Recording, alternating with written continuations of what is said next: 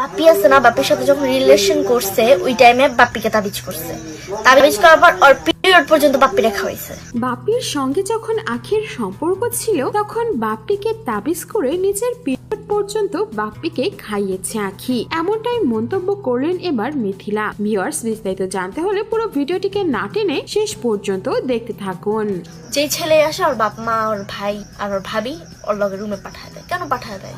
সম্প্রতি আজকের মিথিলার এই ভিডিওটি বেশ ভাইরাল হচ্ছে। সেখানে এমনটাই মন্তব্য করতে শোনা যায় মিথিলাকে আখি আর বাপ্পির ব্যাপারে। আখির ব্যাপারে মিথিলার মুখ থেকে এমন কথা শুনে দর্শকরা বেশ চমকে গেছেন। তারা যেন ভাবতেই পারছেন না আখি এত বড় কিছু করতে পারে। ওই যে দেহ ব্যবসা করে টাকা কামায় না, ওদের তো টাকার আর কমতি আছে, ওদের টাকার তো কমতি নেই। যখন বাপ্পির বোন রিমা আক্তারও বলেছিল যে আখি বাপ্পির উপরে কালো জাদু করেছে, তখন কেউ এটা তেমন গুরুত্ব দেয়নি, এমনকি বিশ্বাসও করেনি। তারা উল্টো আখির হয়ে রিমা আক্তারকে অনেক কথা শুনিয়েছিল, কিন্তু অবশেষে সত্যটা সবার সামনে চলে আসলো। মিথিলার সঙ্গে আখির বেশ কিছুদিন থেকে দ্বন্দ্ব চলছে। একে অপরের বিরুদ্ধে সোশ্যাল মিডিয়াতে এসে নানান ধরনের গোপন কথাগুলো তারা নিজেরাই ফাঁস করে দিচ্ছে।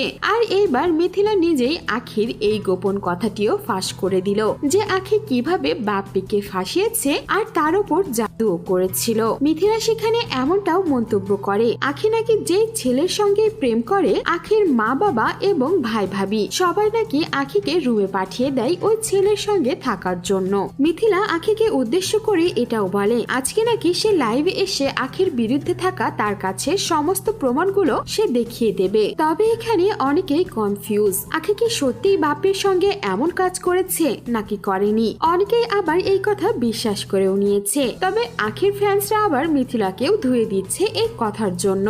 দেখা যাক মিথিলা সত্যিই কি আজকে লাইভে আসে আর আখির বিরুদ্ধে তার কাছে কি বা প্রমাণ রয়েছে। সো ভিউয়ার্স, এই ছিল আমাদের আজকের ভিডিও।